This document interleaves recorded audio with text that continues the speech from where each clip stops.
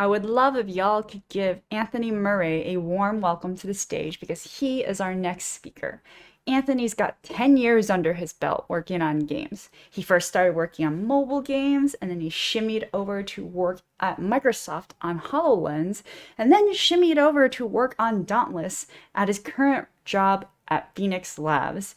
There, he is a senior technical designer where he designs game systems. So without further ado, let's welcome him to the stage.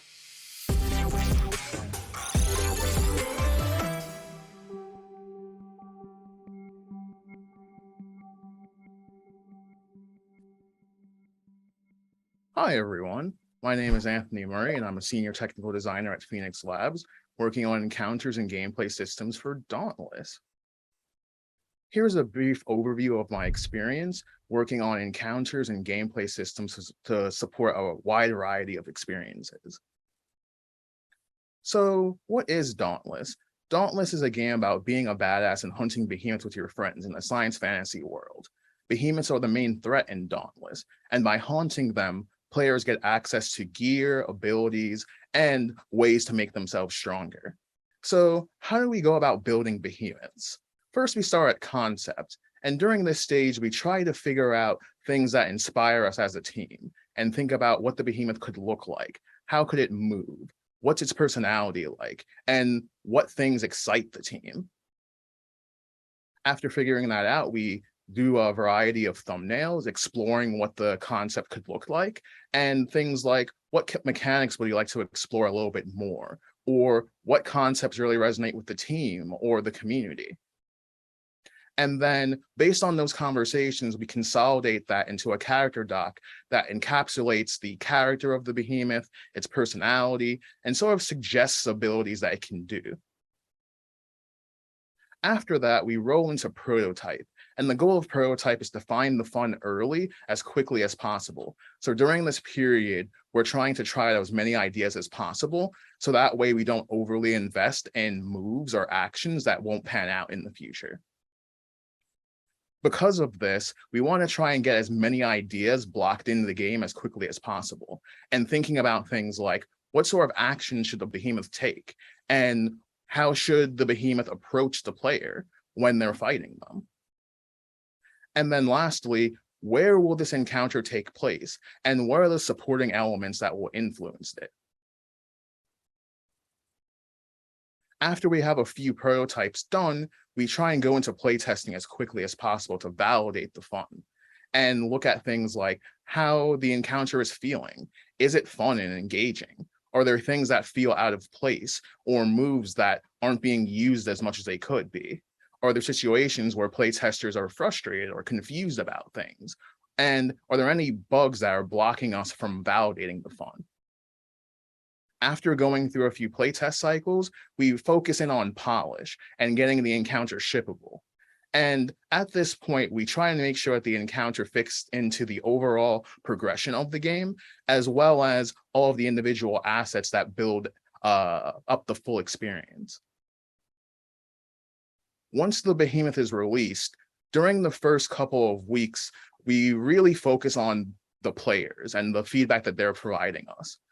During this period, we look at various places like Reddit and Discord to see how the community is feeling and try and make as many adjustments and bug fixes where it makes sense, making sure that we're not overcorrecting for difficulty, because during the first period of a new encounter, it's natural that players will struggle a little bit as they try and figure out the encounter and its nuances. We also, as a team, try and reflect on the development process and figure out what things we learned or we could improve for future behemoths. And we use that information to drive our next concepts, hopefully making behemoths more robust and better as we learn more through building them. And through this process, we've been able to consistently create awesome boss monsters that players are engaged with. So let's say we have something built. Well, how do we know that it's fun? Well, first of all, we try and make sure at the beginning that we're solving what makes sense. And if you're trying to build an encounter for the first time, it's very easy to fall into the trap of trying to plan everything at once. What if this happens? Or what do we do if this thing exactly doesn't work out? And while having some goals up front is good, over planning wastes time that you could be using to prototype and get answers to the questions that you have. So at the early phase of your development, focus on trying to create a clear vision and let that vision drive your encounter. Use that vision to also set some goals and identify what's the most important and start plotting that out. And then review where you're at every couple weeks or so to make sure that things are trending properly.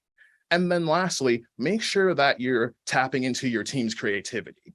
There are a lot of different disciplines that make an awesome encounter, and everyone's perspective will make the encounter better. Focus on the things that prevent you from finding the fun. Make sure that you're not focusing on things that don't result in the player having a fun experience. Secondly, you need to create the right environment to create compelling encounters. And if you have a team that doesn't believe they're working together with the best intentions, then you're going to have things like distrust or cliques throughout the development cycle, and stress and misconceptions about where the encounter is at. So in order to address that, you really need to encourage a healthy feedback culture and make sure that it's something that you're actively doing. It's not something that you can set once and forget it. It's something you have to actively pursue and maintain.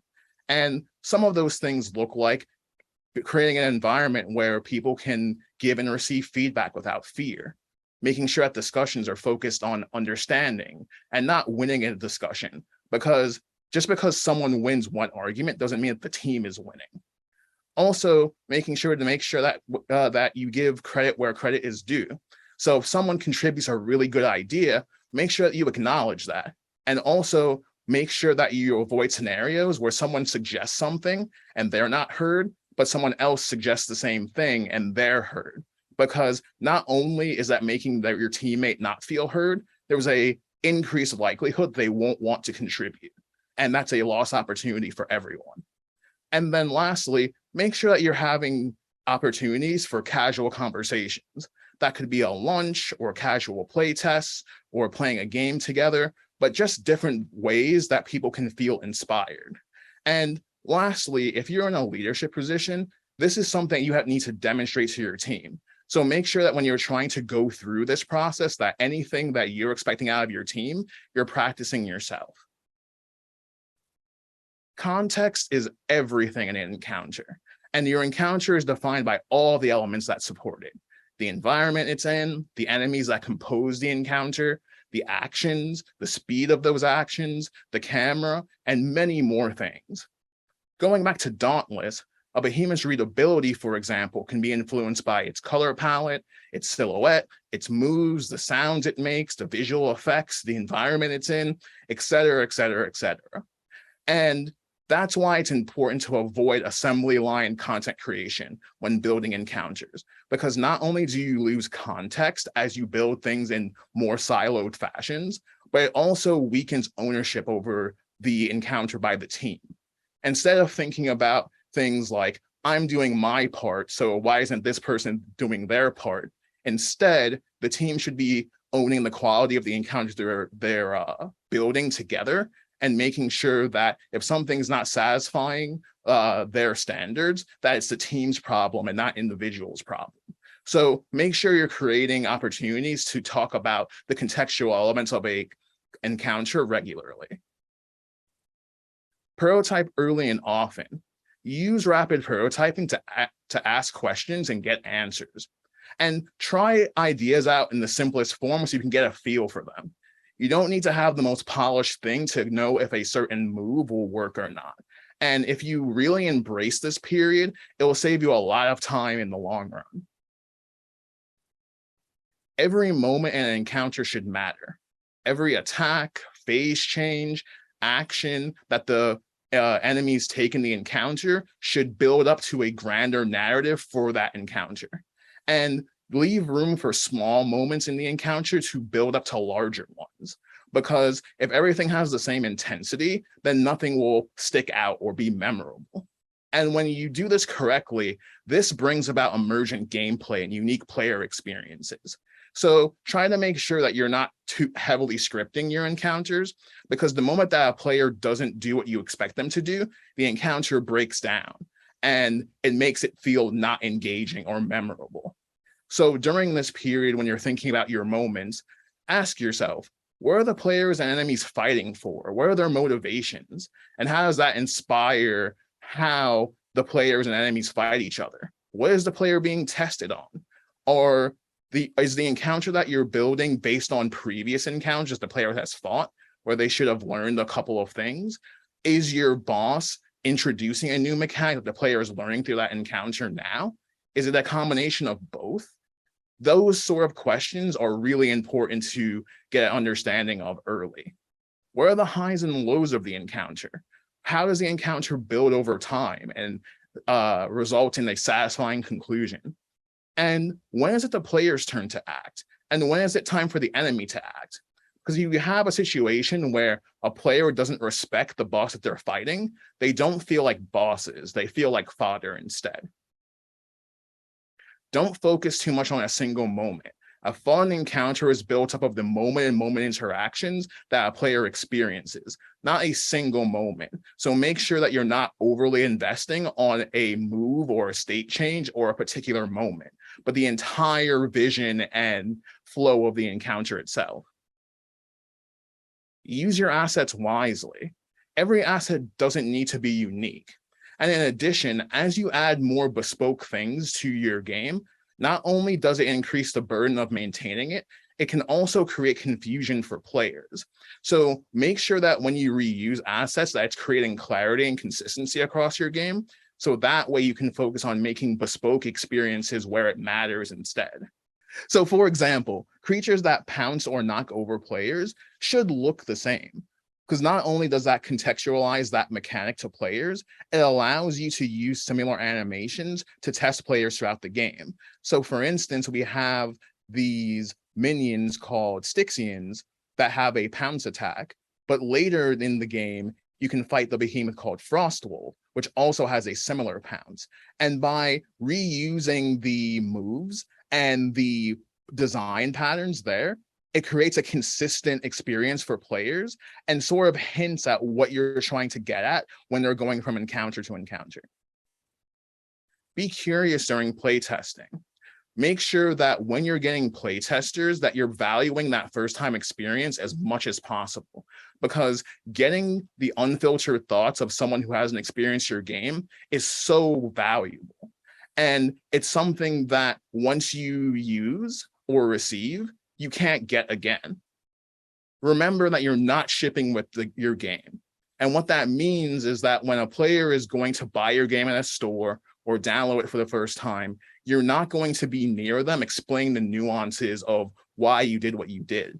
So make sure that when you're playtesting, you're trying to figure out the reasons why your playtesters thought what they did and get to the bottom of that instead of reacting to what they're saying immediately. Focus on the things that don't match your expectations. Think about how it aligns with your goals for the encounter and use that feedback to check your own biases from being close to the encounter. And most important of all, as you're going through playtests, don't try and solve problems in the moment. Make sure that afterwards, or maybe the next day, that you review your notes with a fresh mind and tackle and sort those notes instead of reacting to what playtesters are giving you. Some friction is okay, and it's fine. Encounters need stakes to feel challenging. So use any points of frustration that playtesters experience to make sure that you're meeting your own goals for the encounter. Make time for retrospectives. Make sure that once you finish a delivery or a milestone, that you're thinking about the whole process and that you're bringing the team into that. So that way they can provide feedback. In our case for encounters, after every behemoth release, we do a feature retro where we go over what went well, or what could we do differently, or what puzzled us, or what have we learned from doing this behemoth. So that way we can do better the next time. And as a handy tip that we found, having all of those retros in the same place allows you to reflect on them and see if certain things are trending well or are being repeated through the development process. Iterate on your workflows and rituals. Don't be afraid to take time to evaluate your tools and workflows. Especially if you're a live service game, game development is a marathon, not a sprint. Anything that you do or expect to release often needs to be as quick and stable as possible.